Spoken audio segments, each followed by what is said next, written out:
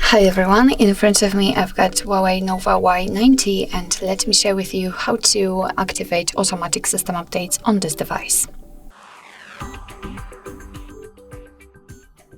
So first of all, let's enter the settings, and now we have to scroll down to the very bottom to find About Phone. Now let's take a look at the build number, which is quite strange, I know, but first of all we have to activate the developer options. So let's keep tapping on the build number until we will see that we are in the developer mode. Be aware that if you've got any kind of screen lock currently set, then your device will ask you to enter it in order to confirm the whole step. So now we can go back to the general settings and tap on System and Updates.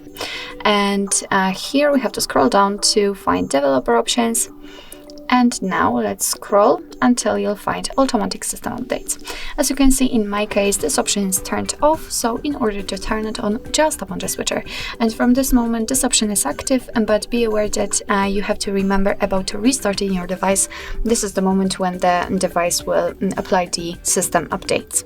Of course, you can turn it off whenever you want to, just by tapping on the switcher again.